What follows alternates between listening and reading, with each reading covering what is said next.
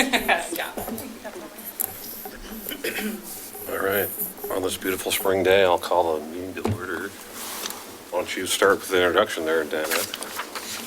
Hello, my name is Danette Benjamin, and I am a finance, taxation, and exemptions analyst with the Department of Revenue. So I work in the property tax division, and part of our role is to oversee various aspects of property taxes, which includes local budget law, because for most organizations, the major source of their income is property taxes. I've been with the department for a little over 13 years, and in property tax for 5. I'm Bonnie Dennis, the Finance Director. Kathy Heisey. John Stahl, Budget Committee Chair. Mark Gamba, Mayor. Mary Rowe, Budget Committee. Lisa Beatty, City Councilor. Michael Osborne, citizen member. Wilda Park, City Council. Milo Denham, citizen member. Angel Falconer, City Council. Judy Serio, Accountant. First order of business, approval of the February 11th, 2019 committee meeting. I actually had one very minor typo, which is, in the excused list, it's Joel Bergman. It's not Joe Bergman. I saw that. But otherwise, it's good. Thank you. We'll get that corrected. Yeah. Thanks.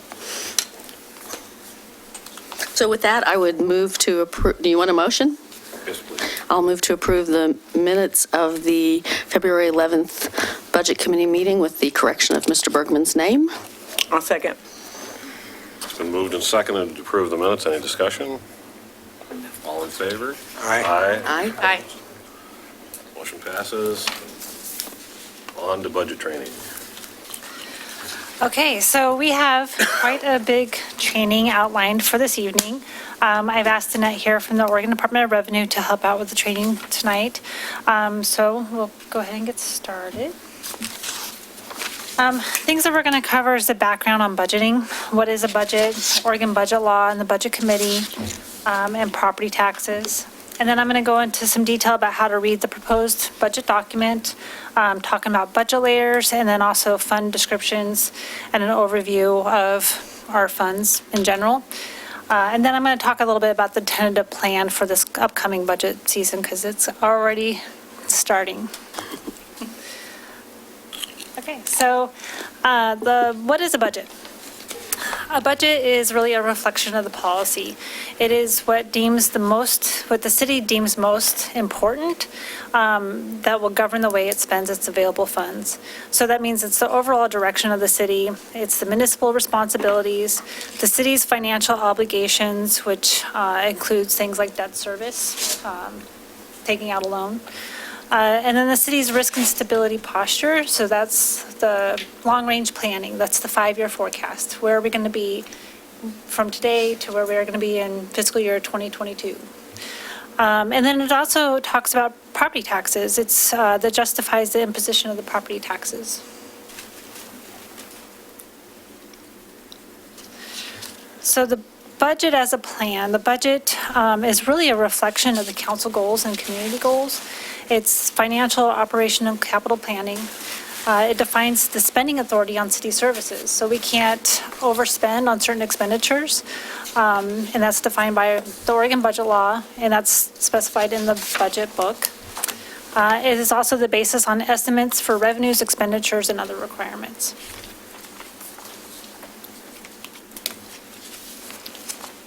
So budget as a control. So overall, the control is in the budget. It really restricts the spending that you can have on certain authorized limits in the appropriations. It helps ensure the fulfillment of council goals. And it prevents unplanned spending of reserves. And then there's also budget monitoring, so it helps identify the trends and other deviations, demonstrates the transparency, and ensures accountability of spending. So the monitoring is really what we do every quarter, right? It's the quarterly financial reporting. It's going over the 5-year financial forecast, which we will see in the next couple budget meetings. And then also, we talk about the appropriation transfers, which go to ultimately to council, but those are talking about the supplementals or things we need to shift through in appropriations. So those are all the things of budget monitoring that we do here at the city. Okay, I'm going to turn it over to Danette. She's going to talk more about Oregon budget law. And please feel free to ask any questions throughout if you want. I don't have a lot of slides here, so I'm pretty informal. So if there's anything you want to know about budget law, just let me know. But, oops, I hit the wrong button. Messed up already. Okay. So Bonnie did a good job introducing some of the aspects of budget law, which really play to the goals of budget law. So budget law is a statutory series that is applicable to all districts within the state, all municipal corporations. So it's not unique to cities. It applies to counties, special districts, cemetery districts, rural fire protection districts. There's about 40 different types of taxing districts in the state. School districts, they all have the same standards that they have to follow. And that's really what the goal is. It's standard procedures so that citizens can know what's going on and they can see where their money's being spent and have a say in their money. You guys are the budget committee, so there's citizen members here. That's one of the many opportunities for citizens to participate in the process. And I think I have a slide on budget committee in just a moment. But it does outline your policies. Bonnie had mentioned that it's a reflection of your policy, so it's a way for citizens to see what the goals are, what the policies are, and how you're meeting them. Are you saving up for that library that you guys just did? Are you reducing your other costs, to meet some sort of goal that you have? It's really a way for citizens to see where their money's going, how healthy the district is. I mentioned there are some standard procedures, so there's some formats that have to be met in budget law for you to have a complete budget, and Bonnie's going to go over those layers a little bit later. But there's also standards for noticing documents, for meetings, noticing hearings, for your layout of your budget, for what has to be in there, what minimum standards have to be there. But the whole goal of budget law and the whole goal of the process, what you're here to do is to get yourself appropriation authority. And appropriation authority is your legal spending authority. So that's how you do the things that you are here to do. So it sets the limits on what you can spend, and it helps you control those limits. So you can give yourself appropriation authority for something, and you have up to that amount to spend. And if you need to, you go through the process to change those. But again, it may or may not require another public process in order to change that budget. You guys have any questions on that? Keep hitting that mistake. There we go. Okay, so I mentioned that this is one of the public processes. So the budget committee is comprised of the council and an equal number of citizens if you can recruit them. There are some concessions for if you're not able to get enough citizen members on your budget committee. But your goal is to approve the budget. You're to work through the budget, hear the budget message, hear the plan for the year, and deliberate on that plan, accept any public comment if there is any. I don't know if you guys usually get a good public turnout to your meetings, but there are some districts that have quite a bit of public involvement and comments being made. But your ultimate goal is to approve the budget and approve the tax levy so that you can have the money and the authority to do what you need to do for the year. Okay, so we're going to talk a little bit about everybody's favorite subject, which is, I'm sorry, I got ahead of myself. So I was all excited for property taxes. So there are some key roles in the budget process. We have our budget officer, which is Ann. Ann, hi. So Ann is, she's there to prepare the budget, basically. So she talks to the department heads and finds out what needs to be done, works with the council, and makes sure that the budget is meeting the goals everybody has. Your departments, they're responsible probably for their individual budgets, and you can probably speak more to this than I can. So they go through and they see what their needs are and what they've done, what they need to do, and they develop their list of expenditures for the year. And then, of course, your budget committee, which hears all that information and decides yes or no to what they're trying to do. Now we can get into property taxes. So if any of you are familiar with Oregon property taxes, they're a little bit unique. If any of you lived anywhere other than Oregon, you might think that ours are very complicated, and they are. They're fairly complex compared to other areas. There's a couple major influencers on property taxes. So the first one is Measure 5, which was passed in 1990. And Measure 5 established limits on what you can be taxed. So those limits are $5 per thousand for education and $10 per thousand for general government. Now, those limits are off the real market value of your home in Oregon. So in Oregon, you have three values on your home. You have a real market value, which is what you would sell roughly in an arm's length transaction. And then you have this thing called a maximum assessed value. And that maximum assessed value came out of Measure 50 in 1997. So 1997, Measure 50 established limitations on the growth of your value. So it established this maximum assessed value, which was your 1995 value minus 10% plus 3% every year. And there's a whole bunch of other quirky stuff that goes along with that, but I will just give you the disclaimer that I'm not a property appraiser, so I know how it works, but I don't know all the ins and outs of how they get those numbers. So you have your real market value, your maximum assessed value, and then you have your assessed value. And the assessed value is simply the lesser of those two. So if your real market value is less than your MAV, your maximum assessed value, then you're going to be taxed on your real market value. If your maximum assessed value is less than your real market value, you'll be taxed on your maximum assessed value. And I'll show you some examples in a minute so you can hopefully understand that a little bit more. But one of the things that Measure 50 also did, and Measure 50 again came after Measure 5, so Measure 50 established the permanent rate system that we have now. So all of the districts that were levying for operations, so they were, asking the voters and the citizens for tax money to operate their district, were given a permanent rate that was based off of a formula with the rates that they had imposed previously, and it calculated out this permanent rate that you have now, and it's permanent. It can never be changed. It's all established through the Constitution. And for Milwaukee, your rate is 4.1367 per thousand of assessed value. So the permanent rate, your tax rate, is calculated off of your assessed value. Your compression limit is calculated off of your real market value. So there's two different values that are kind of conflicting in this process. And I'll go over some examples again.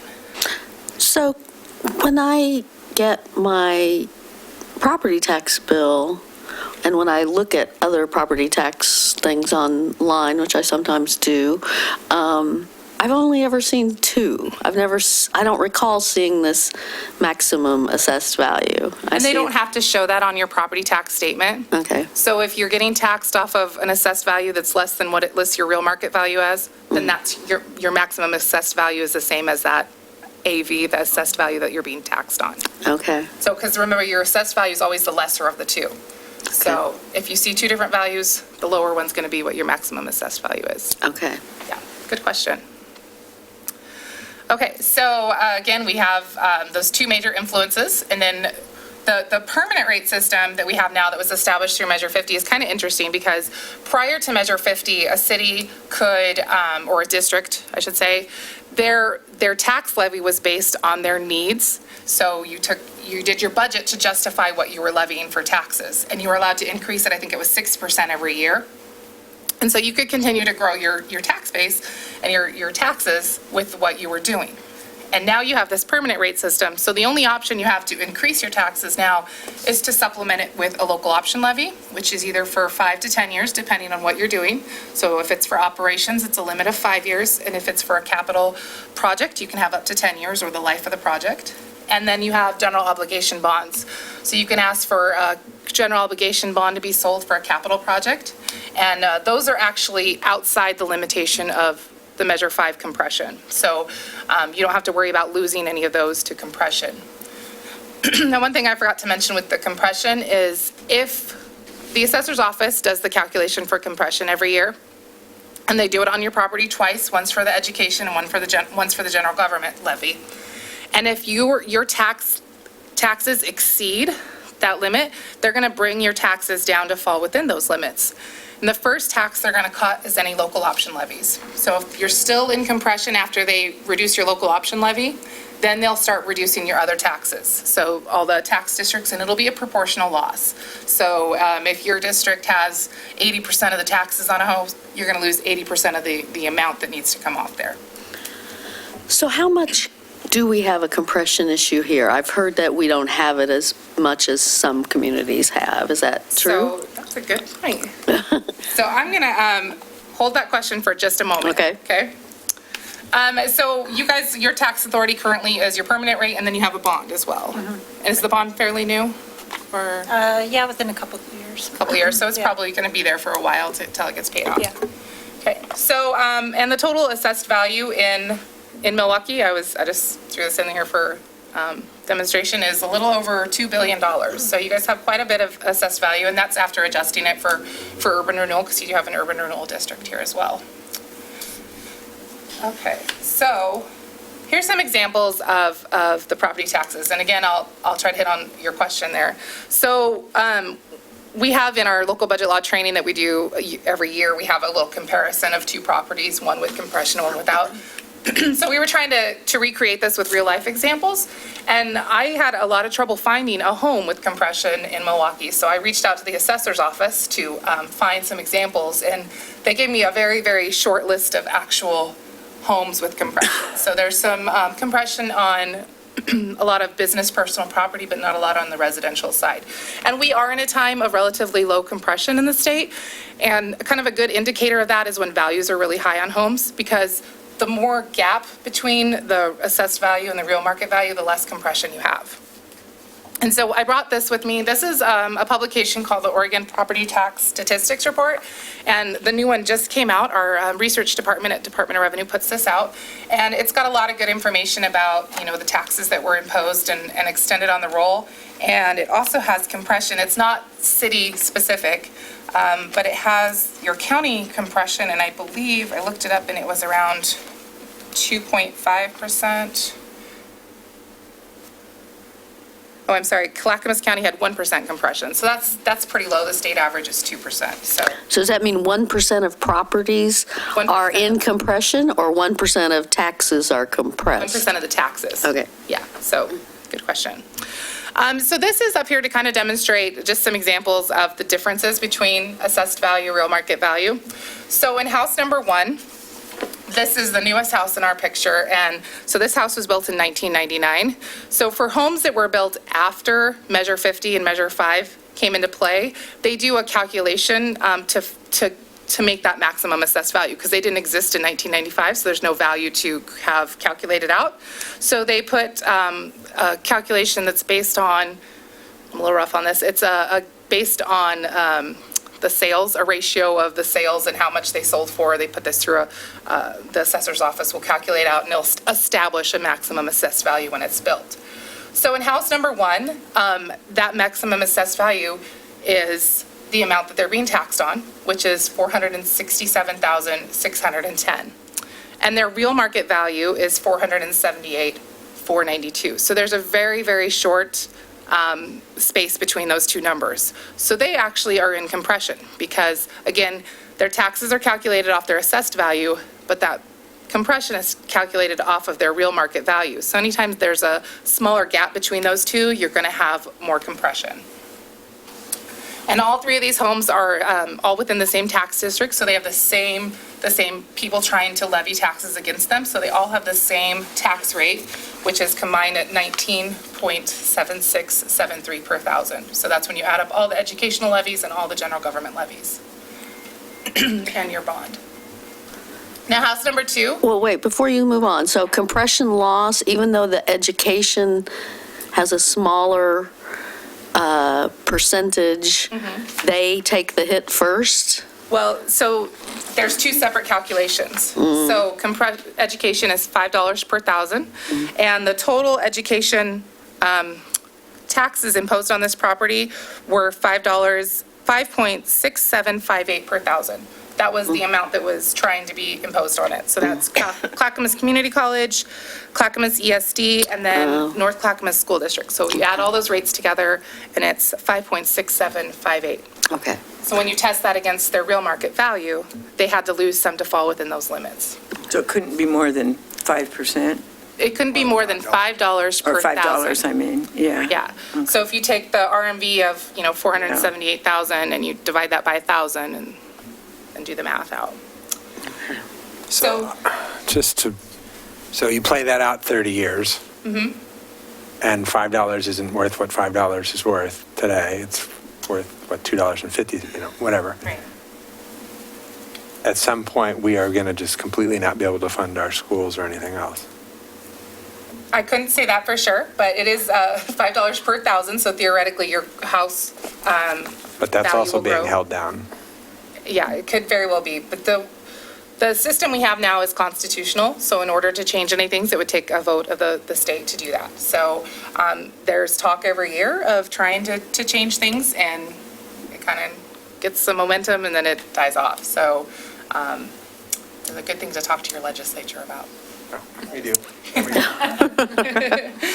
So who loses? The education people lose and general government Yes, lose? both lose. Okay. Both lose in this situation. And the person in House 1 is kind of indifferent, really. Right, right. And hopefully when we get to the third example, we'll kind of show some things. So on House 1, again, they did lose some to compression, so their total tax bill was $8,000 and some change.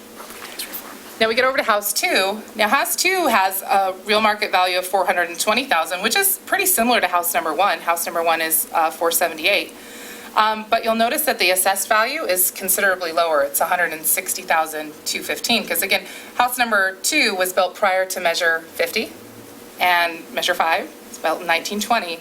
So it had that value established from its 1995 value minus 10% plus 3%. And so it's just kind of slowly, the assessed values kind of creeped up, but where we are in our real estate market, and maybe some improvements have happened to this house, and it's a lot more desirable. So it has a really good real market value, it just has a very low tax value. And again, same combined tax rate. So house number 2's tax bill is around $3,000. No compression on that one, because there's a bigger gap between their real market value and their AV. And these are all real Milwaukee examples? They are, Okay. correct, yes. Okay. Okay, and then we get over to the third house. So third house, again, they're all relatively close in size. This house was built in 1941, so again, pre-Measure 50, Measure 5. Its assessed value is a little bit higher. It's about $549,000, and its real market value is $911,000. Same tax rate, and no compression. So even though this, what was my point on this? So it's pretty similar to house number 1, but it's got about a $10,000 tax bill every year. So you can see that the assessed value is similar to 1, but it doesn't have compression because it's got a bigger gap between the real market value and the assessed value. So this is interesting because we often think about our housing stock in Milwaukee and the fact that it's relatively old in relation to the rest of the region as, or at least I think of it in terms of energy efficiency and what does that mean for residents who are living in that house and our carbon impact. But it turns out that there may also be a tax reason that having newer housing stock is valuable for us as government, because it means that we'd have different calculations. Yeah, you generally have a less of a gap between the two. Right. They tend to have more compression, but they also tend to have, higher AV as well, depending.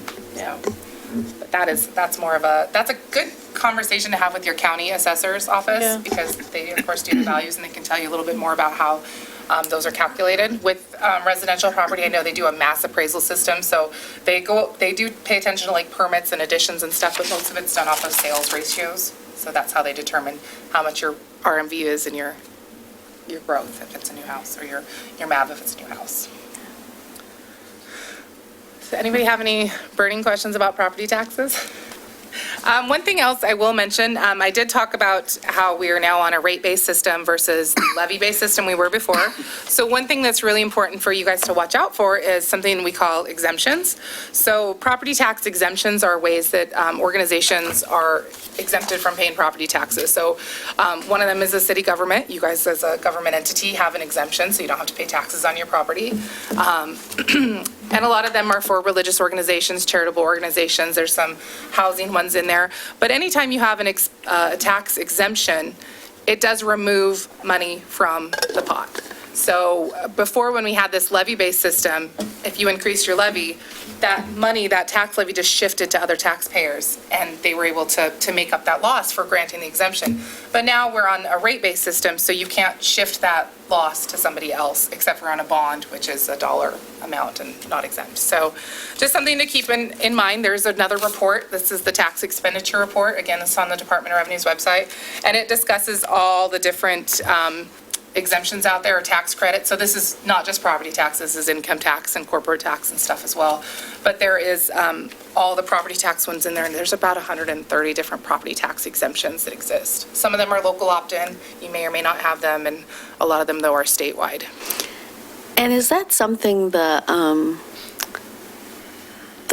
assessor could tell us, like, how much property in Milwaukee is Yes. currently exempted, and compare that to other cities in the county?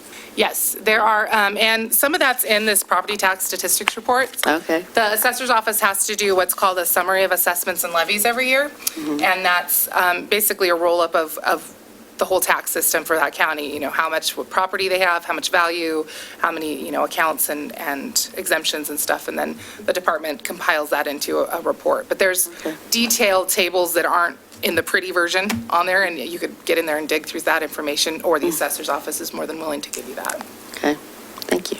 usually.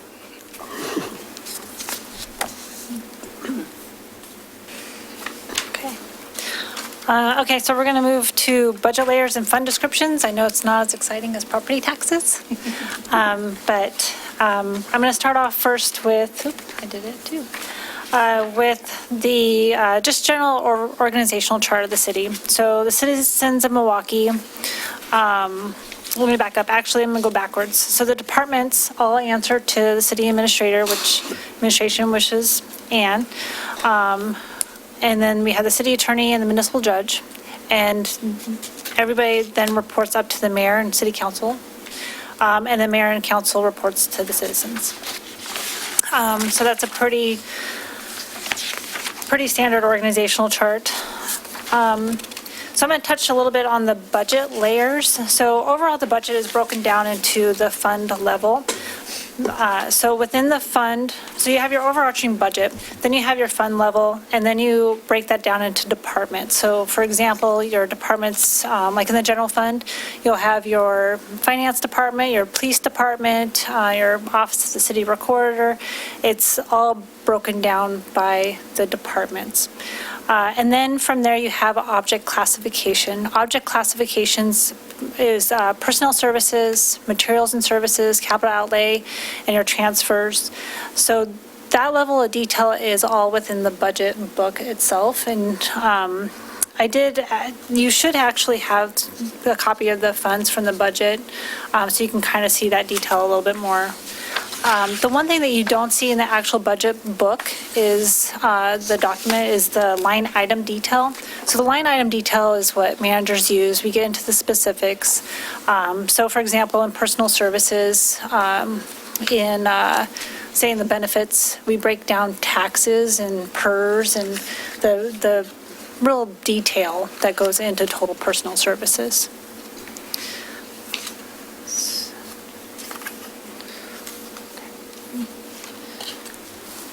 Okay, so what is a fund? A fund is a set of self-balancing accounts to record the estimated resources and plan requirements for specific activities and objectives. So there's the main fund, which is the general fund. It's the fund that records it's the fund that's used for all the other departments throughout the city. So it's for the unrestricted amounts that the departments that support other funds, other departments in the city. Then we have the other funds, which is the special revenues funds. And I'll go into the fund details in just a minute. But those are things like the building fund, the utility funds are all under that restricted piece. The general fund receives the bulk of the property tax revenue. Right, Some goes to the library. it does, yeah. Yeah, exactly. Is that the only two funds where property taxes go? Yep, it's the general fund and the library fund. Okay, within the fund, you also see resources and requirements. So resources are the beginning fund balance and the estimated revenues. So if you go to your handout, I'm picking on the building fund, the building inspections fund. You will see, it's actually page 128 of the budget handout.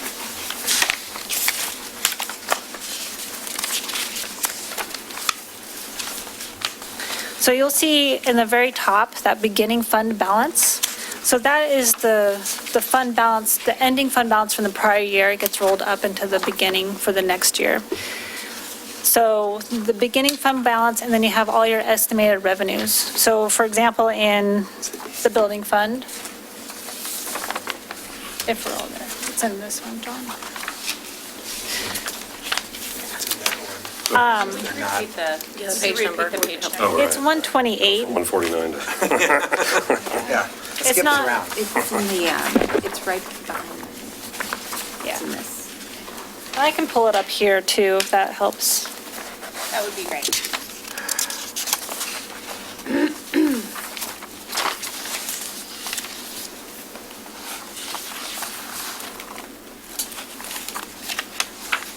Okay, so the resources you'll see fees and charges, intergovernmental, miscellaneous, and then you'll also see here the transfers from other funds. So fees and charges, those are all the fees, permits for the building fund, for example. It's all the permits that come into the city, all those fees that get included. The intergovernmental could be grants. It could be other money coming in from other jurisdictions. Those will go into intergovernmental. Miscellaneous is just your kind of your catch-all.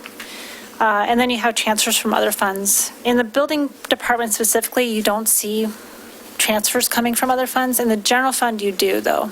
And I'll talk about transfers in a minute, but transfers are all from the other funds going into the general fund mainly. So this time, though, we did see a transfer in 2016. I'm not going to expect you to remember what that might have been, but It was for the fleet reserve. Oh, yeah, we did the fleet reserve, yeah. We did a big transfer in 2016. All the fleet, all the vehicles and the reserves were located in the general fund. And then we did do a transfer over to the actual funds where it's the specific for. vehicles were used. Yeah. Very impressed with Vehicles. your memory, Judy. Yeah. Which is great, yeah. So. Okay, so total resources, again, beginning fund balance and then all your revenues coming in. And then your requirements, this is where you're going to see your personal services, your material services, the capital outlay, and your transfers. And again, the transfers are going from the fund to the general fund. And then you also see here contingency as well.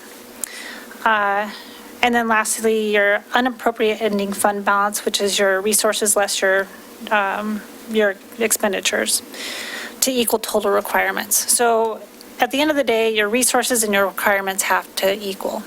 They have to balance each other. So in this case, the transfers to other funds is a fairly sizable percentage. Is that because they take in like the SDCs and stuff that get transferred, or what is? No, why? so actually in the budget process, the transfers are allocated, there's an allocation that's done through various, it hits every department.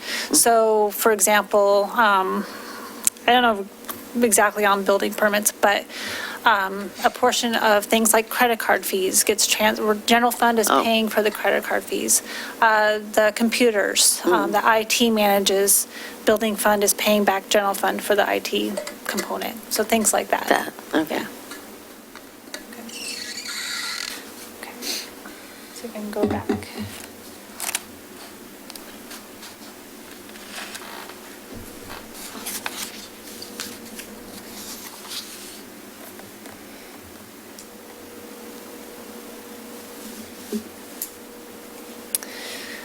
Okay, so to go specifically into the funds that we have here, the city has obviously the general fund. There's no restrictions on how resources are used. However, we do have a very specific process and making sure that departments don't go over budget and what they can use their funds for. But then you have the special revenue funds. So you have the building inspection funds, the building inspections, library, the transportation fund, and then both the affordable housing and the urban renewal authority. And then capital projects fund is the SDC fund. Then you have your debt service fund, and that's just accounting for your principal and interest on specific loans, usually general obligation bonds. It's required that we have a debt service fund. And then you have the proprietary funds, which is water, wastewater, and stormwater. So I could ask a question about the transfers? Yeah. So just to be clear, so any of the internal services departments such as human resources and IT that you mentioned, is there a cost allocation then for services to any with dedicated funds such as your building and wastewater? Is there a formula ahead of time to how those are cost allocated back to those? Yeah, That's there is. form of the transfer? Yeah, so when you get the budget book, big old budget book, we actually have a whole section on transfers, and that's included in this section here. So with the big layout spreadsheet, shows you where all of the different allocations are. Sometimes it's dependent on number of FTEs or the square footage of facilities management. So when you do receive the budget, it is transparent in the budget how those are calculated.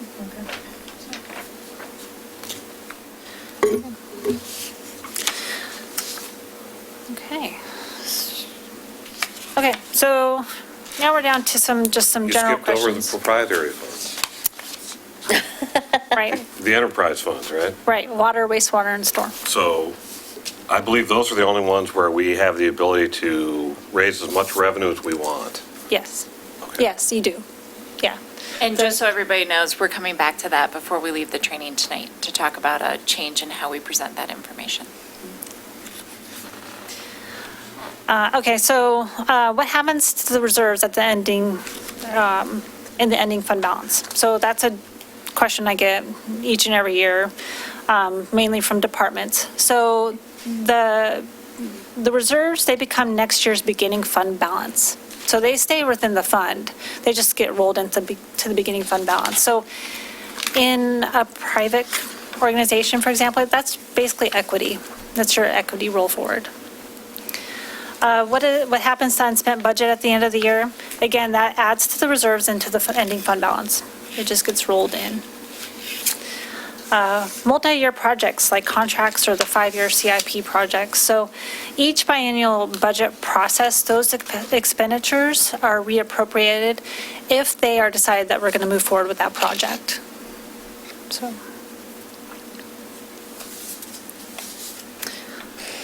So there is always unspent budget funds. Usually there is. You hope so in some regard.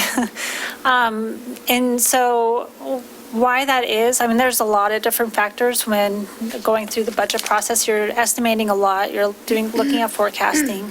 But through the year, there's a lot of changes. There's always going to be something that happens where you're going to have savings due to vacancies, or you may have projects that you decided not to move forward with. So there's a lot of different reasons why you have unspent budget funds.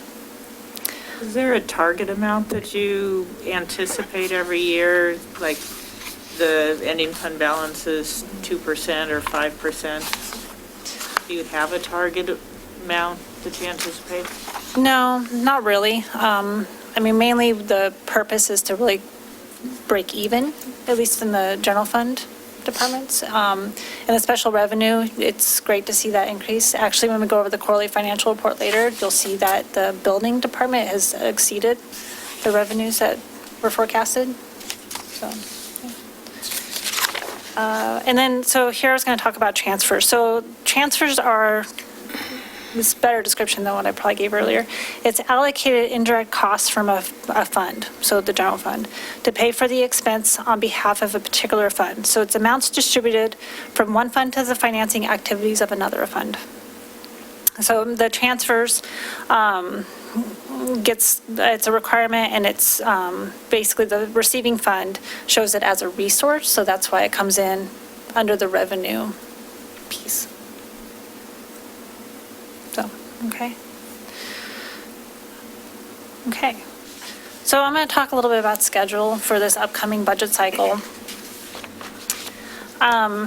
The department kickoff meetings are going to start around August, September timeframe.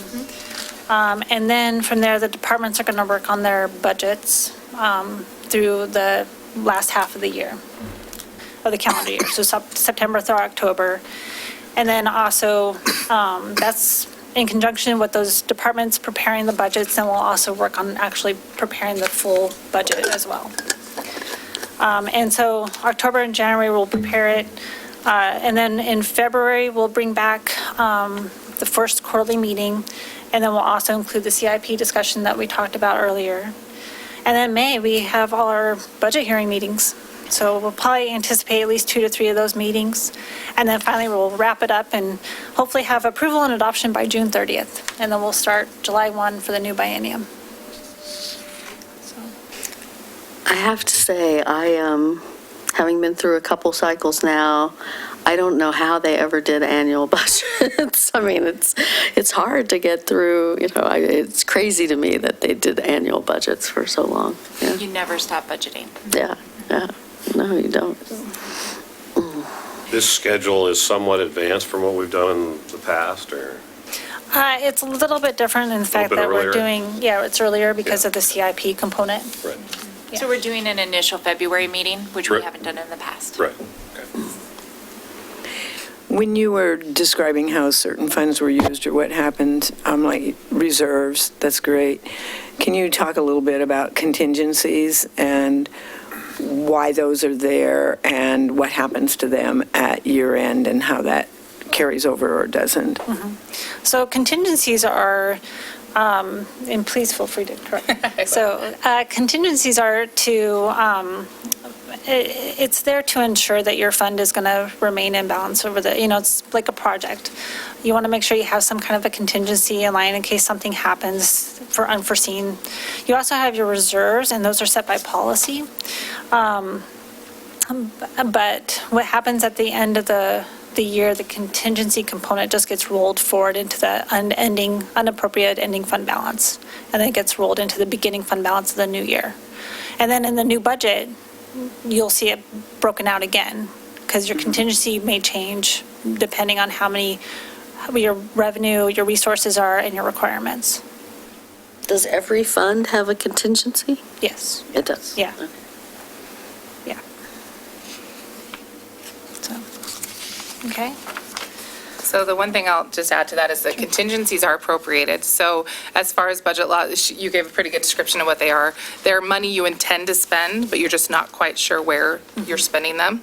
So the thought is that you might not have them at the end of the year, but anything that is left over in the fund always starts as cash on hand. The exception to that is if you guys, do you have any reserve funds, any council established reserve funds?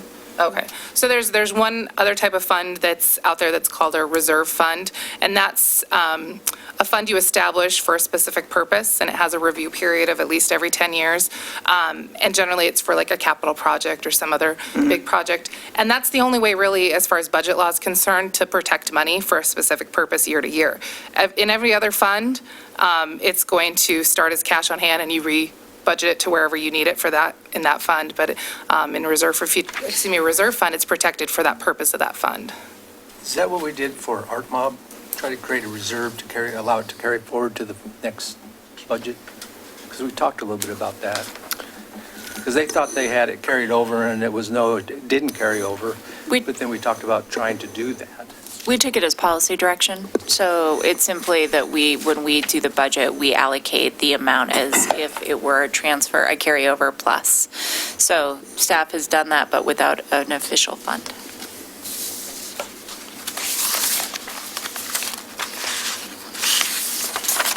Any other questions or comments?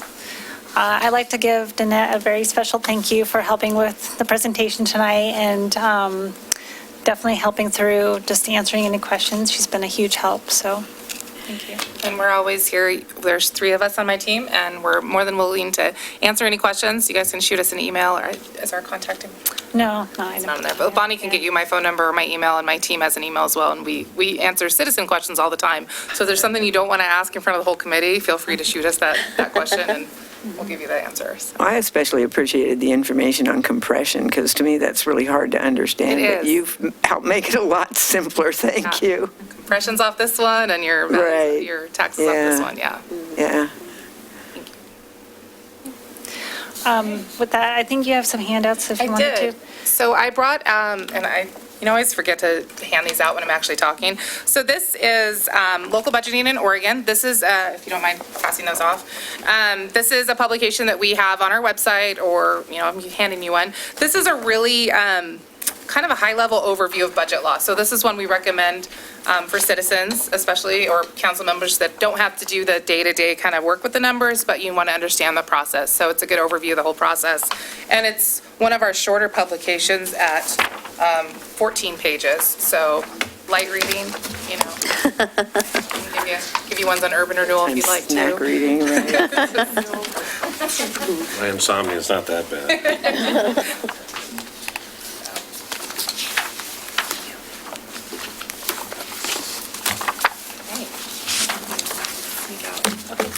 So thank you guys for having me up. Thank you. Thank you very much.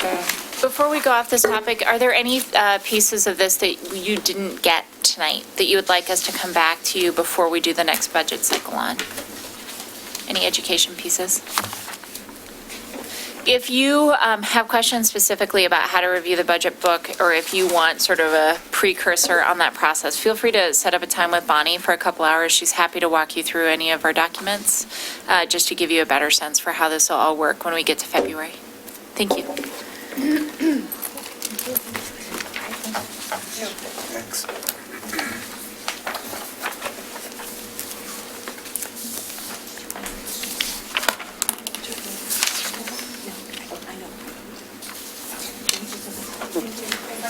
Thank you. Night. I asked for some time on the agenda here, so I'm going to make a brief presentation on cash from operations. And I got a couple handouts. One's a bunch of numbers.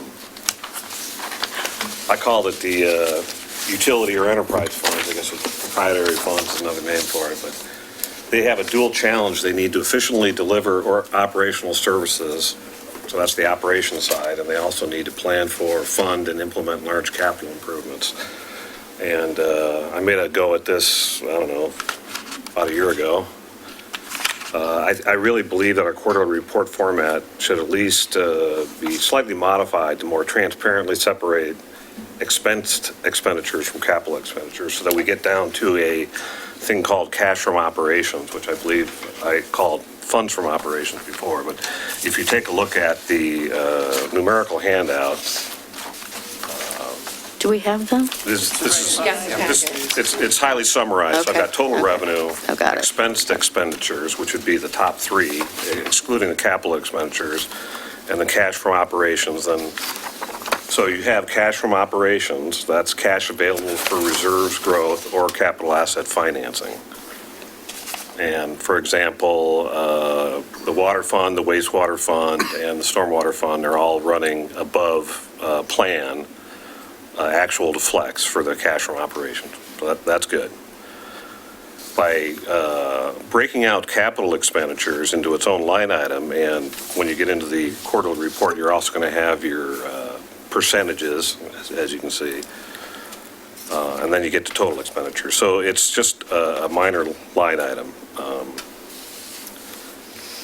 Use of enterprise fund revenue to finance long-lived capital assets is sometimes called revenue financing. So I believe we do that almost completely for these 3 funds. An alternative approach would be to issue long-term debt for these capital assets, debt financing. And that spreads the cost of the capital assets over time and matches the annual capital carrying cost with the service life of the asset. So if we have a 40-year asset, you might have 20-year bond or a 30-year bond, the annual cost of that is closer to the actual benefits that that capital asset is providing. Now, revenue financing strengthens the enterprise's fund's financial position while simultaneously taking money from our ratepayers' pockets, arguably before it's needed by the city. Currently, we have over $15 million in our 3 enterprise funds. And the question is that too much? Maybe we should consider debt financing, or maybe we should ramp down our increase in rates in the budget process. I know it's too late to do anything about it now, but I'm not sure how many ratepayers there are in this.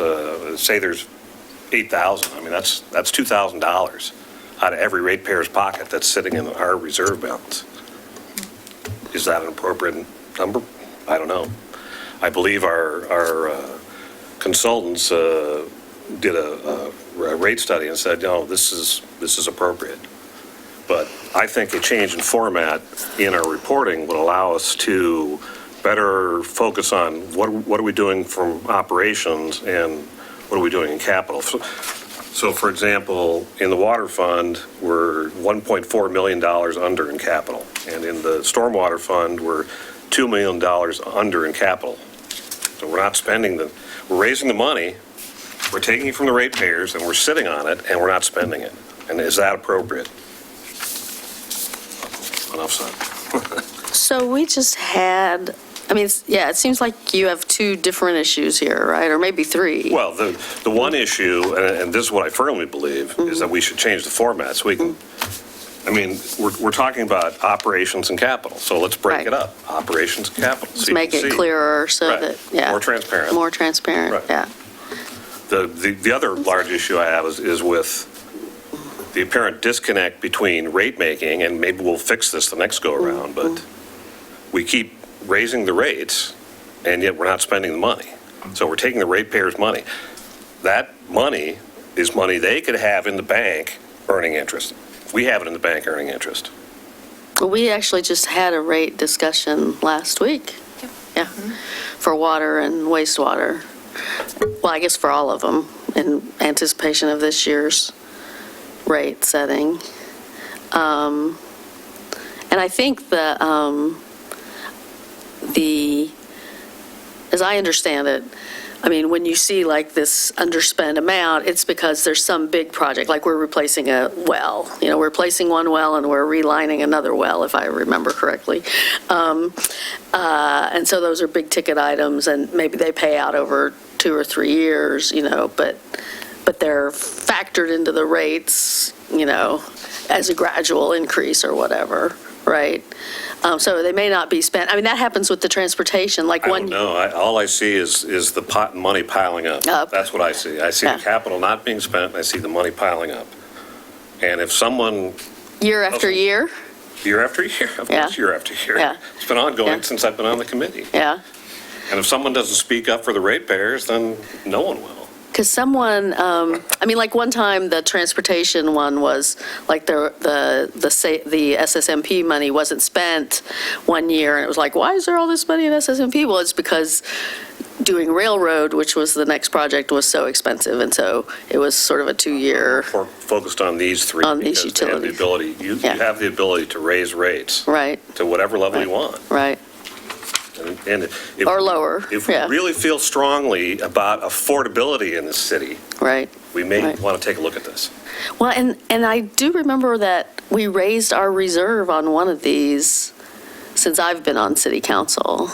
I remember having that Haley came to us and... Right. The water fund maybe needs... Or I don't know if it was, I might have even been, who was before Haley? Casey. And we raised one from 25 to 50 or something percent. Right. Yeah. So is that what you're suggesting, is that our reserves should be lower, or just that we should be? Yes. Yes. Yeah, ultimately. Yeah. We should find the appropriate level of reserves. 15 million seems high to me. Yeah. You know. Yeah. The alternative is not to finance everything out of revenue, maybe issue some debt for it. But over the long term, doesn't that end up costing the city more? It costs us more in interest, But if you take the time value of money and discount it, if you do any kind of analysis, like say a 5% discount rate, it works out. What you're doing by financing capital assets over long term, you're asking current ratepayers to pay for the whole thing. And future ratepayers are going to get off. Just like the past ratepayers paid for what we currently enjoy. Yeah. I mean, that's Kind of a pay it forward kind of deal. right. And so is this the appropriate level?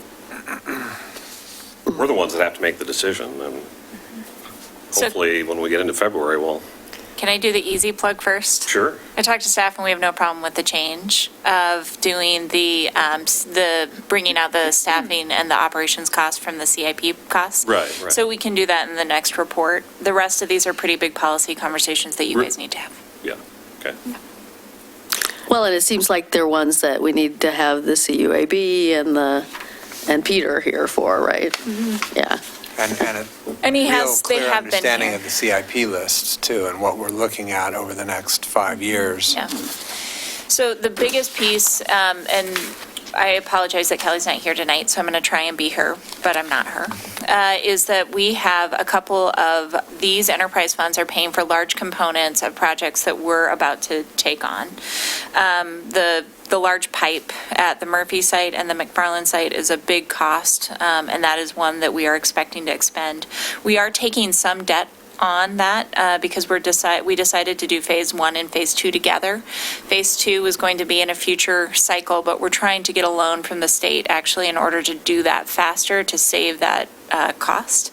And they're willing to do that through an IFA loan. So we're working on that process right now to try and maximize that project. But the other piece that we're running into is the council decided to bond for SAFE, an SSMP. So for the transportation components of the integrated transportation program that we created as a 9-year program, we did not bond for the enterprise funds. So in order to keep pace with the installations that need to go in as a part of those broader projects, we are looking at rates right now, I think it was on stormwater, where it's a higher rate than we would hope to have long-term because we need to be able to install those components as we're doing those other projects. The higher rate on stormwater was established 5-6 years ago when we did the last stormwater master plan, and council looked at the stormwater master plan, and there were areas in the city that were still flooding that were not even addressed in the 20-year CIP. And we said, at what point are we going to actually stop the flooding in these neighborhoods? And so there were sort of 4 choices of plans, and we ended up picking the most aggressive plan so that we could start to address the areas that were flooding on a regular basis and also start to clean up some of the areas where we're just piping directly into creeks off of streets. We wanted to get more of that treated. But that's what set the trajectory on the stormwater, was that decision 4 or 5 years ago. So perhaps we were too aggressive 5 years ago, and perhaps we need a mechanism to check in and say, is the current rate trajectory appropriate? Maybe it is. Well, so, I mean, in the discussion we had last week, which, maybe we should have sent invitations to that to everybody. I'm willing to table it. I mean, as long as I get the report format. Yeah, the just report something format. to think about. I threw it in the last minute because I saw budget training. I thought, well, Well, and John's bothered brought me for this a up a while. couple of times. Yeah. So we actually have talked about this. I believe we spoke at the last meeting with Peter present, where we talked about this. We also, Chuck was present at that meeting. Steve has now started. He's our new engineering director. So he can also speak to that from his perspective. I think it's great for us to add this for a topic for August. But I know that we have had the discussion in the past, and that's part of why I let staff not come tonight. So as I recall, what we said last week was the water rates are not going up this time. Correct. The wastewater is going up 2.5%. And the stormwater, I don't remember what it was. Stormwater is the larger one, but that's the one that's doing the large pipe that we're Right. looking at financing right now. The waste is actually in part tied to the rate increase for Wes. Right. And so that's part of, it wasn't so much that we needed an increase, it was that they for their capital campaign needed an increase. But the water is flat for this year. We changed how we calculate it based on some feedback from council, but it doesn't have a significant impact in it, and the actual income remains the same. I just don't want to be at 20 million 2 years from now. No, that's fair. And, one of the discussions that John and I also had was that Kelly's been doing a very robust CIP process. She's been making sure that she's keeping all of you in the loop on that. We are getting, Kronberg kicked off last week, so we're starting to see some pretty big expenditures out of those funds too.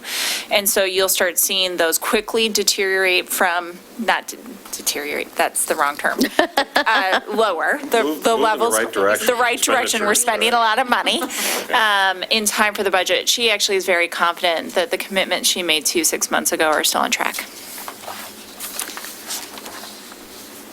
In the interest of getting to the Blazer game, even though it's probably going to be a disaster anyway. Let's go ahead.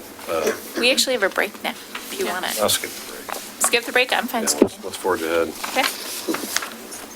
Where are we? Is this yours, Audit Committee? Let me get to the right layer of Oh, paper okay. here. Do you want to introduce this? Should I? As you all know, Jesse had resigned from the Budget Committee. Jesse was also the Audit Committee liaison. Per the charter, a member of the Budget Committee also has to be on the Audit Committee. So with that, we are looking for nominations this evening for the Audit Committee. Do we have both a council member and a citizen member on the audit committee? Just a citizen member. Actually, Kathy is Okay. the council member. Okay. But you've already actually voted in before. Okay. Yeah. And I would like to make a nomination. I had an opportunity to get to know Mary a little better, and I know she's new to the Budget Committee. She's a stellar candidate, and I'm so grateful that she's interested in serving on the Audit Committee as well. Mary is a over 50-year total resident of Milwaukee, and she has over 25 or 30? Over 30 years. Over 30 years of experience in local government. She has been the HR director for Metro. That's what she has just retired from. She's not very good at retirement, I can tell you that.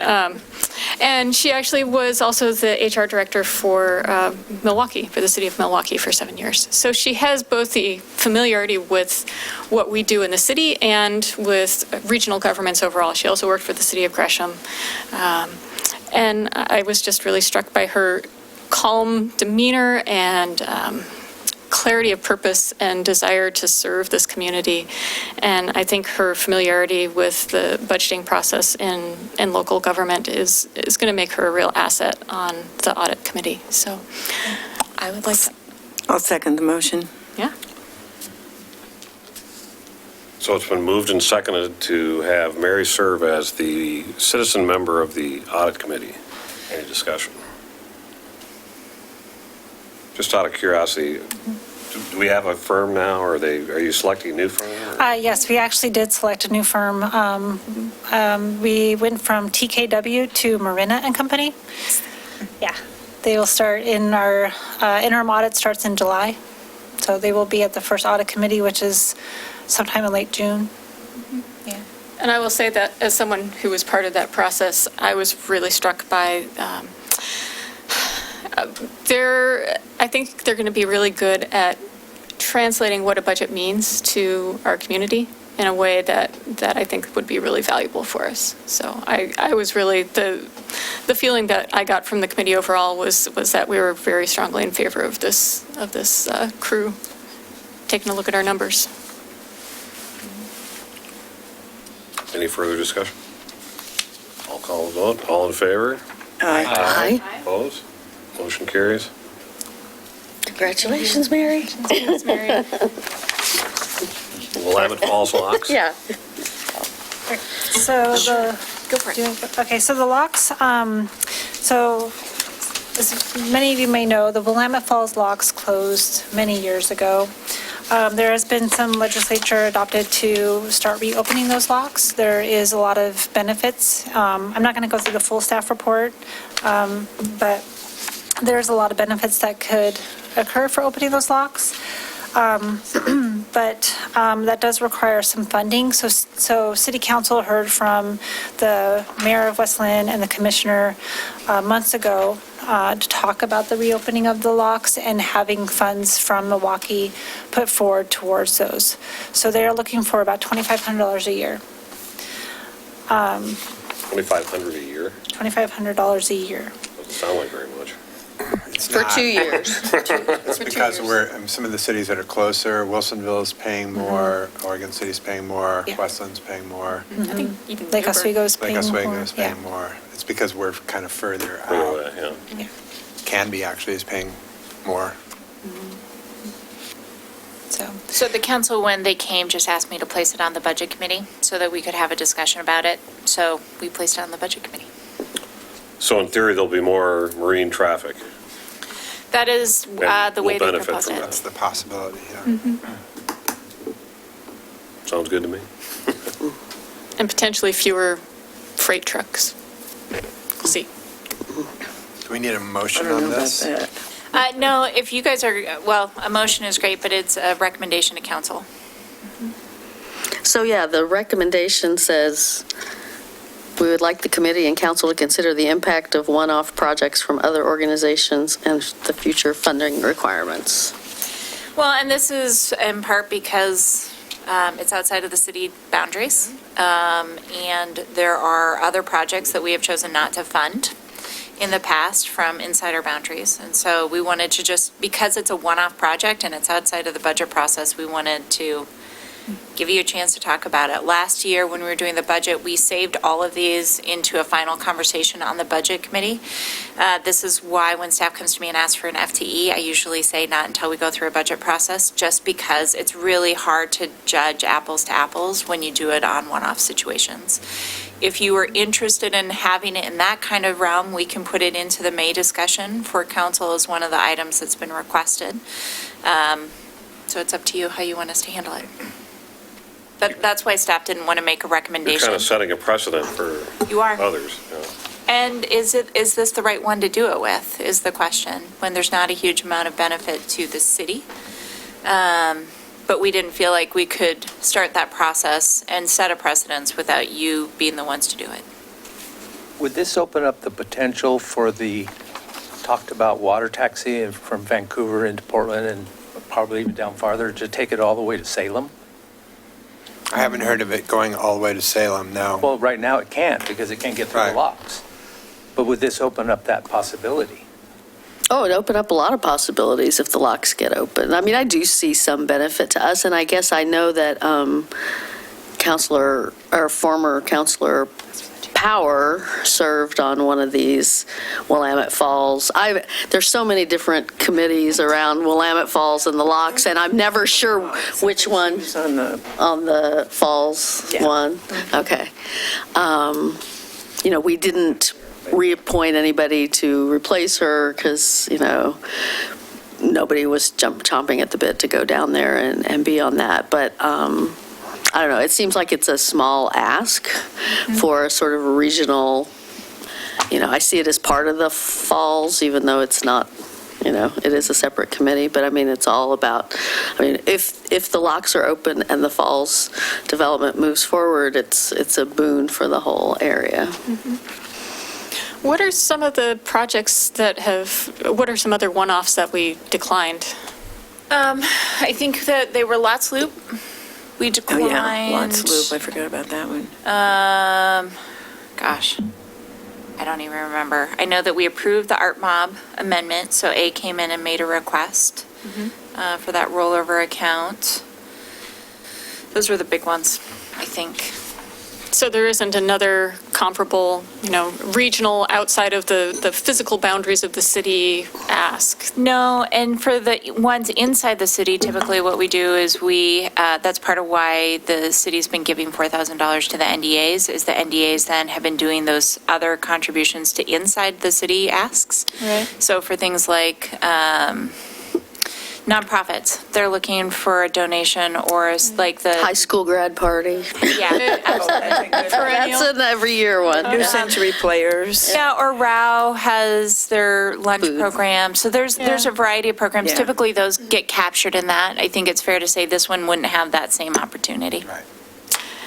Yeah, and I think about the Oak Grove Lake Oswego Bridge. I could see some far distant future where we are approached with an ask. And again, it's one of those questions of, well, will this have a benefit to our city that is direct enough that we feel it's appropriate? Yep. So. We don't have any major concerns. We just wanted to make sure that the committee, because of how we went through the budget process, had the same discussion here. So right now, if we accepted this proposal, it would really be a total of $5,000. Is that correct? We would do it for $2,500, and then we'd put it into the budget process for the upcoming fiscal year, so the payment would be made after July 1st.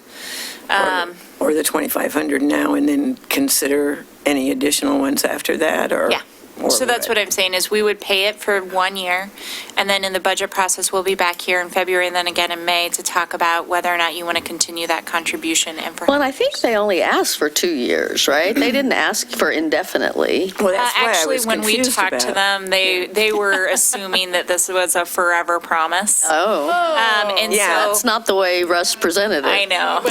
So I remember. we Yeah, just wanted that's- to make sure we were doing these decisions at the right points in Yeah. time. Instead of making a 2-year commitment, I'd say make a 1-year commitment and then put it into the budget process, have the discussion as a part of the budget dialogue.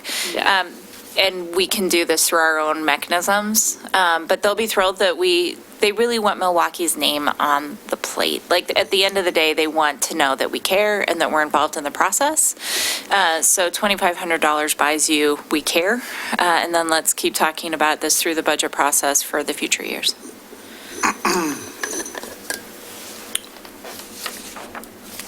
Ready for the quarterly? Well, we need a motion Need a for motion this? there? Okay. Is it a recommendation to city council? Yeah, just to be clear on that. It's a recommendation to city council. Yeah. Just provide direction to staff to proceed with the contribution. So I move that we direct staff to proceed with a contribution to the Willamette Falls Locks Commission for repairs in support of reopening the locks to the tune of $2,500 for the next fiscal year. Second. Moved and seconded to send them $2,500 for their project. Any discussion? All in favor? Aye. Opposed? Motion And since carries. this is within my spending authority, I will probably just find the money. If I actually need to adjust a budget, we'll let you know, but hopefully we can just find a place to pay it out of.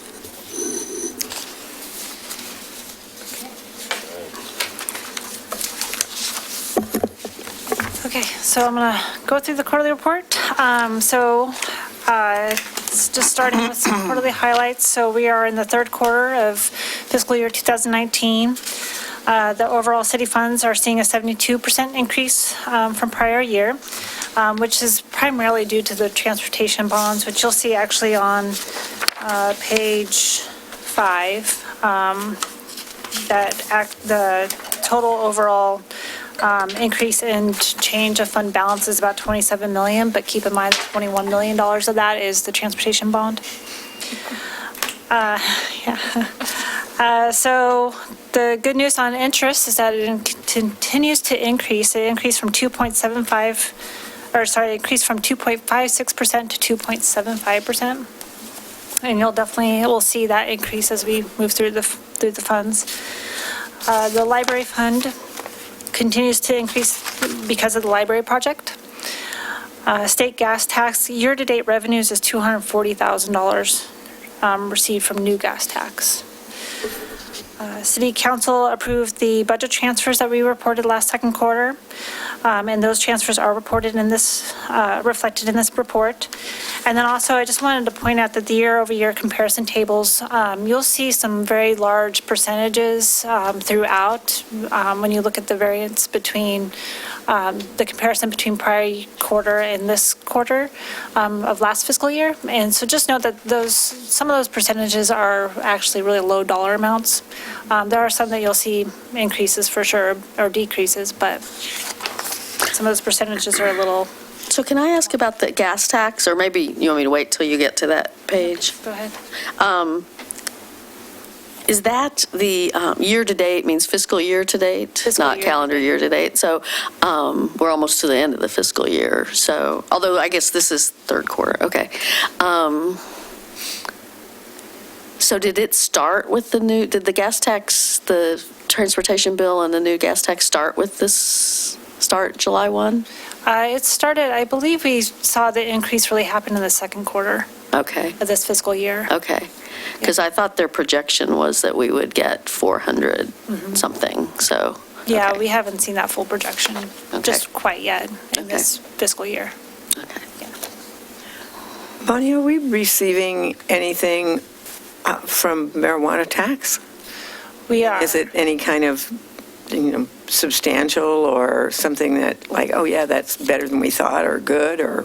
Yeah, it is actually, so per state regulations, we learned that we're not allowed to actually be specific on the marijuana tax, although I think recently we learned that maybe we could, but we're still digging into that.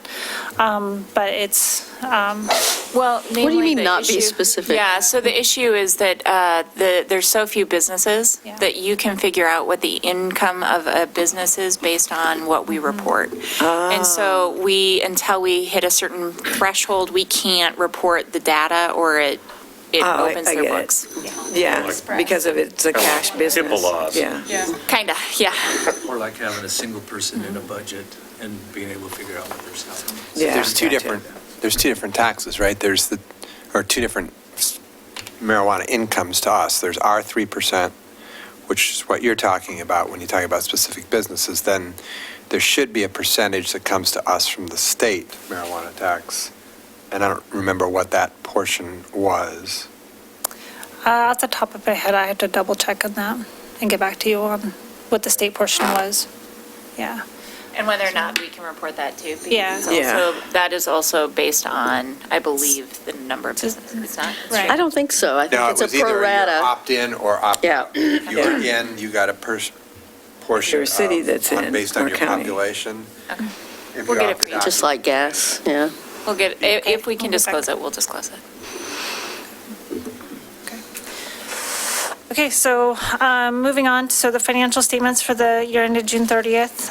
We have not received our GFOA award just yet, but I am hopeful it'll come in any day now, and we'll see it.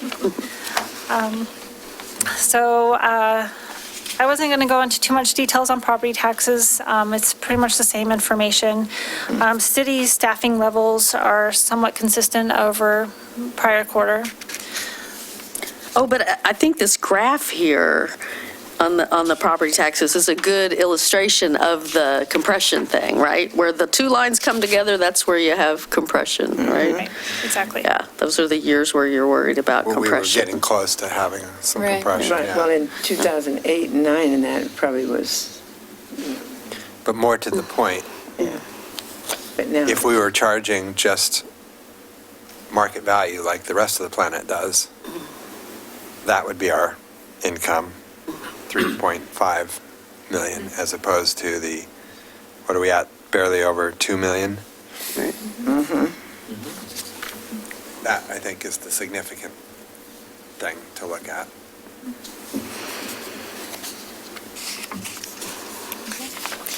Okay, so moving on to, I'm going to start with the general fund, which is on page 6. You'll see that the general fund, total operating revenues are slightly down 54,000, but that's actually not too bad. The majority of that is in both franchise fees and intergovernmental. Franchise fees did see an increase over last quarter, so that gap did narrow down from previously. But the one point that I wanted to make with franchise fees is that you will see that fourth quarter will also see an increase, and that's because of GAAP, or generally accepted accounting principles. We'd have to report revenues that are measurable and available 60 days after year end gets reported back to the prior fiscal year. And that happens with not just franchise fees, that happens with property taxes and so forth. So I didn't follow that. because of GAAP, it's accounting principles, we report revenues that are 60 days after year end, that are measurable and available, gets reported back to the fiscal year in which it was, so if there was a Sure, I franchise mean, fee, things yeah. come in after the end of fiscal year and they And if go it back. was Yeah. related to the period and it's measurable and available, it gets posted back to the prior. Okay, but year. you started out by saying we'll see an increase in the next quarter. You will, But we're way because- past 60 days past the Of beginning year of the fiscal year. No, so in the first quarter, you actually saw a lower amount in franchise fees is a good example of it. In the fourth quarter, you'll see basically first quarter get posted back to fourth quarter because of that gap rule. So after year end, so as of June 30th, we go through our analysis, and then we look at revenues that were received 60 days after June 30th. And then from there, because it's measurable and available, we move it back to the fiscal year. So it'll be recorded in fiscal year 19 versus fiscal year 20. So I think that, sorry, I could also be getting this wrong. When you're looking at the report, the numbers, if you looked back at the third quarter report 60 days later, will be different than what you have today, because we'll be able to get those accountants back to this point. Is that correct? Only in the fourth quarter. Only in the fourth quarter? Yeah. Okay. So the first quarter will be understated and the fourth quarter will be overstated. Kind of, yeah, You'll have larger amounts because you're Right. doing the forward. yeah. The first It all- quarter, the next year is going to get shorted because it had some of the revenue Right. taken back. Right. It all equals out though in the end, yeah. And I mean, this franchise fee, and intergovernmental are both, low. And so franchise fee is I thought we had better collections, I guess, or we're having better luck with them. No. There's still at least two of the big ones that are still outstanding, right? I would defer to Bonnie on where we are this week. Yeah, they are still outstanding. At the end of this quarter, I didn't actually check before this meeting to see if they've come in this week. But yeah, they were low because of that. More than two or just two of the entities? Well, there's a lot of smaller ones too, so, but there's definitely two larger ones. So, yeah. And the intergovernmental, So what's that? Intergovernmental is usually a timing difference. So those are the grants that come in, the state shared revenues, liquor tax. There's usually a 2-month lag. So those are lower, and it's really just the timing. Okay. Okay. So the investment earnings are up for the quarter because of the increase in the interest, and then miscellaneous continues to see favorable against the budget, and that includes the sale of an asset, the energy trust rebates, and a safe dividend. So touching on expenditures, the key departments I wanted to point out was the engineering department. There was a savings in there due to vacancies, but we just hired the new engineering director, so that's definitely not going to cover the vacancy benefit, but but throughout the fiscal year, there hasn't been vacancies there. Facilities management, the savings there, and it's also within the PIG fund, there are some savings because we haven't completed some capital projects. One of those capital projects was the City Hall remodel, which is on hold for the moment. So, and that's all I had on the general fund, if anybody had any questions.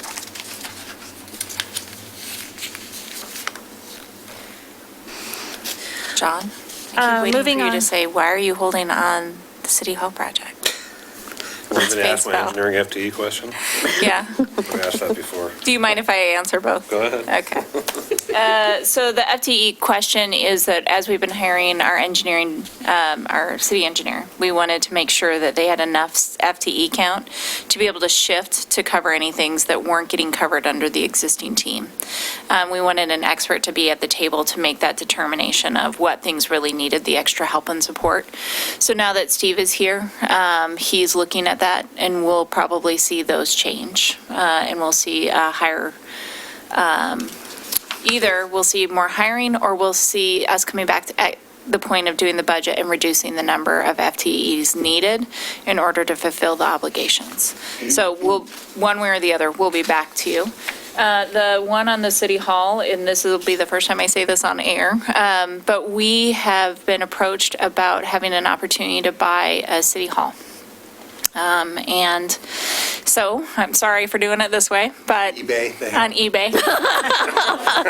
They're selling it to us via Amazon. No, it's actually a business on Main Street who is looking at having to buy a larger facility and called us and gave us first right of refusal on a facility that's 25,000 square feet. And so we're having discussions right now with them about whether or not we go down that path, whether or not we can bring our JCB staff and our City Hall staff together in a single facility. There's been a couple of comments about, well, what happens to this building? So I'm going to say it on air because it's probably the number one concern. The facade of this building will not go anywhere. We are planning on coming up with some solutions that allow this building to remain. And it's important to this council that we find a way to protect this as an asset. So, we're going to be having an on-air presentation about this in late June, where we give more detail on this. But since it's new, we didn't want to accidentally spend money that we didn't need to spend. And so we're going to be coming back with a proposal if it starts to actually pan out as an opportunity. Sounds like a pilot article waiting to happen. I think it will be, probably for July. But right now, council doesn't have enough information, and I need to be able to present them with what it really would look like and whether or not we could afford to do this. So we are trying to figure all that out, and we'll be presenting to council end of June. In addition to your other duties. It's been a really busy couple weeks, but this is one that when you talk to both people who are trying to pay a fee or a bill and they don't know which building they're going to, or trying to create a one-stop shop for City Hall, it's a really big deal for our community to have one front counter. And this has been, we also have been outgrowing our space. For a long time. We have multiple needs assessments that say that we don't have enough room. We've talked about the Bay because we literally ran out of room for this building and had too many bodies that we needed to fit safely into a space. So if we can do this in a way that is the bigger goal, which is to have a better functioning city for the people of Milwaukee, we'd like to do Truly moving it. forward. Truly moving forward. Structure. Truly moving forward and truly creating the kind of interactions that I think we want to have and the kind of collaborative nature that we want with our staff and with our community. We're going to try and do it. So it's not perfect. It's cheaper than building a new City Hall, and it's a heck of a lot easier. And so if we can figure it out, we'll figure it out. But we'll be in touch in June.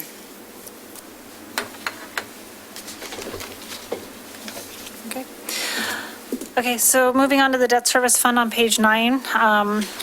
The There's not much really to report here. However, I did misspoke earlier with your question about property taxes. So the debt service fund includes property taxes, but it's related to the GEO bond.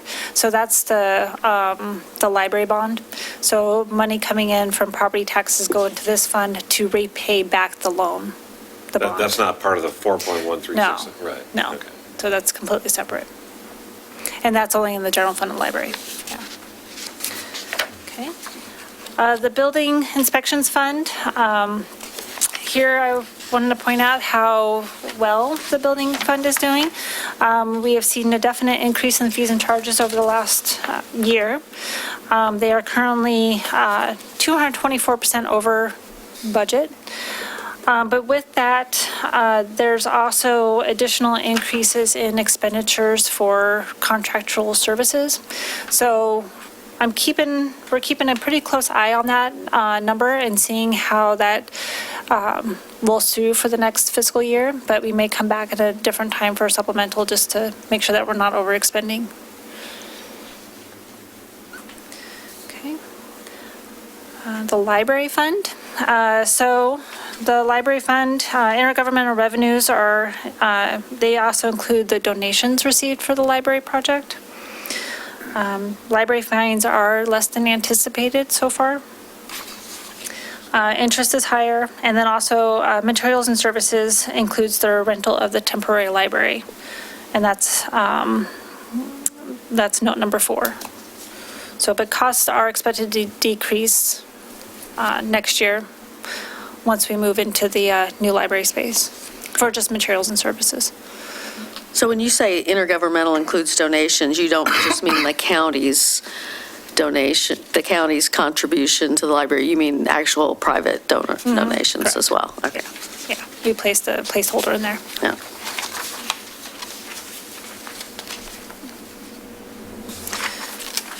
Okay, moving on to the transportation fund. The interest revenue is primarily due to the transportation bond and the money that came in for that, which is the $20.1 million. There's several capital projects that have not started yet or have not been completed. There's been many that actually have started.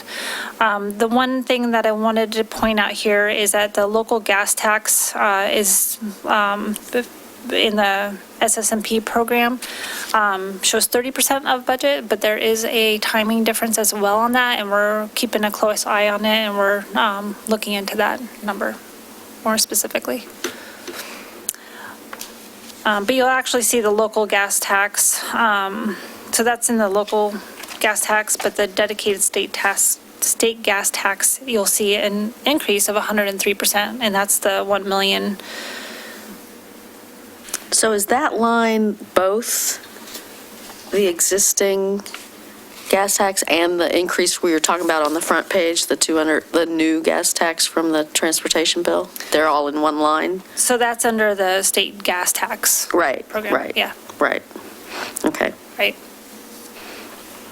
What is the intergovernmental under the dedicated SAFE program where we're at 4%?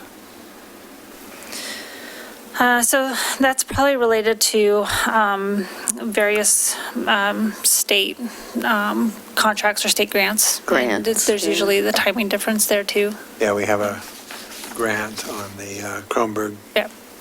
path. And Linwood, yeah. We need to get So that's like we spend the money and then we submit a bill? Yeah, Didn't they're all reimbursement based. Not yet. We didn't, has that come in? Get it. Did we get that We money? don't physically have the cash yet. We were Right, so granted it wouldn't actually show in the budget yet. but we did get a grant. Right, we won the grant, we just don't have the cash. That was my point. It's that timing thing, right? All the timing. They don't just write you the Yeah. check the day they send the letter that says you're in. Sadly. Okay, so if there's no more questions on transportation, I was going to move into the enterprise funds, starting with the water fund. So miscellaneous revenue includes cell tower rent and reimbursements. That's why you see an increase in that line item. And again, there's some projects in here in the capital outlay that have not yet started. We are hoping to see an increase in the fees and charges, just with the hot weather that we had the last couple of weeks. Not so much today, but hopefully in the next couple of weeks, we'll start seeing that increase over the next, because usually in the summer months, people are watering. You'll see a fluctuation of increases there. The wastewater fund, so there is also a slight decrease in the fees and charges that I wanted to point out. That's related to sewer averaging, so we've made some adjustments with sewer averaging. And some of those customers, in addition to that, the commercial consumption has reduced in some of the customers. So I'm keeping an eye on that as well, but that's the main item that I wanted to point out. And then we have debt service payments are right on target. We pay those in September or March, so those are already paid for the year. Okay, so stormwater fund, you'll see a big under budget in capital outlay. So we're at 25%, and that is just related to the projects and timing of the projects. When does that pipe project start? Design, I think, is already started. But the actual construction, I'm not sure. I'll have to get you a date. But we have not found out if we've gotten the loan yet. We received another round of questions 2 weeks ago, and we responded to those questions. So we're on track still, but we haven't received the grant or the loan. Right. Okay. Okay, so the next three are pretty basic. The System Development Charges Fund, and the Affordable Housing Fund, and the Urban Renewal Fund. So there's not much really to report there. The Systems Development Charges Fund has some projects that we have not yet started. Affordable housing is... Wait, before you go on, Yeah. so the SDC fund is not divided out by By the kind of SDC? the kind of SDCs? We do have it separated out. This is actually the summarized version. Okay, Yeah, so we have SDCs for transportation, water, wastewater, okay. and then we summarize it up here. But they're kept in this fund as opposed to moving to the wastewater and stormwater funds? Right. They're It's kept all in here. Yeah. this fund? Okay, Yeah. okay. Why would that be? Why they're not in the... Why would we, I mean, they're for that capital projects on that fund. Why would we separate it, keep it separate? I believe it's for actual governmental fund accounting rules, that because it's a capital projects fund, that we have to keep it separated out from a special revenue fund. So, so even though there's projects that are listed out, I mean, I can start breaking it out actually by water, wastewater, storm in the future. I'll be happy to do that. Just on an annual audit basis, it gets all rolled up into the one System Development Charges Fund. So because it's a capital projects fund, it cannot be part of the water fund, because that's a very specific special revenue fund, or an enterprise fund. Okay. So there's $2 million sitting there. We don't know whose $2 million it is. Is that what you guys are saying? Well, that's part of it. Yeah. Yeah, And I it's guess- a valid point, and I can definitely start splitting those out. And it's interesting to me that building was so high, so much over budget, and SDCs, which would seem to go along with building permits, are not, you know? Yeah. Well, isn't this one of the places where we try to make it easier for, like, Northwest Housing Alternatives to? Well, we waive, well, I don't know if we I'm waive. not don't saying think we that did on alone would make a SDCs. difference. No. We don't? Okay. No. We no. did it on property taxes. Okay. Right. But, I mean, a lot of our biggest SDCs don't stay with us, right? They go Sure. to the county. Yeah. But I mean, that's also should be figured into what the projections are, and just that the building fund came in so high over projections and this didn't, seems a little bit. Just a timing thing again, where you pay for the permit long before paying this is. Yeah. It's probably. You actually pay them at, no, it depends, but sometimes We you pay them at will the same come time. back to you with an answer. It also could have just been one department was better at projecting Yeah, what they were going to hit for the year, and the other one was not quite as, yeah. but we can look at it. A rule about if you've paid SDCs on your lot, you don't have to pay them again? Does that play into this? It depends on whether or not you're increasing density or whether or not you're changing use. So in some cases you do, in some cases you don't. It depends on, yeah, there are things that trigger SDCs and other things that don't. Right. Yeah. So we can see building activity, but no SDCs. Yeah, that's true, but I mean, If there's we're, a ton of renovations. yeah. Yes, Not a lot, there are a lot of renovations, but there's also a fair amount of new construction. So yes. it is interesting that disparity is interesting. We'll look at it. Yeah. I wish I had a better answer, but we'll look at it. The number enthusiasts want to know. I will get it for you. So the Affordable Housing Fund has seen an increase in this last quarter. This is the new fund that was set up. I believe City Council has heard more information on it recently. There's been no expenditures to date on this fund. And then the Urban Renewal Authority, it's still fairly small. It's continued to increase. There's no expenditures yet as well on that. And if someone's really excited and watching tonight, and you just heard about an affordable housing fund, and you want to be involved, we do actually have an opportunity for you to apply. There are 5 openings, and those are listed on our website, and you can find them from our main page. Actually, just go to milwaukeeoregon.gov. Okay, so with that, I wasn't going to go through the project status report. If you don't have any other questions, then I'm all done with the quarterly report.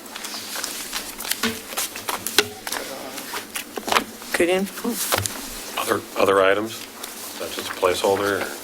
I have another item. Oh, okay. Yeah. So part of the budget process last May, in the financial policies, it was set that the schedule for the next year for the budget committee meetings are set at this meeting. So I have put a schedule out for all of you. I included the fourth quarter meeting just so that it's incorporated into the mix. But the fiscal year 2020 schedule is in front of you. So the meetings are set for every third week of the second quarter following the year, Sorry. 6 to 7 weeks after we close the quarter. Yeah. Yeah, the third week of the second month after the end of the quarter. So that's what these dates are listed out for. But the second quarter is, I adjusted that just because the original date fell on February 17th. The third quarter, it's going to be included into the budget hearings. So those are to be determined yet. We'll have many of those. You'll get the quarterly report throughout that process. So, okay. That's all I got. I'll entertain a motion to adjourn. So moved. Second. Moved and seconded to adjourn this meeting. All in favor? Aye. Go Blazers. Michael's probably can tell us what.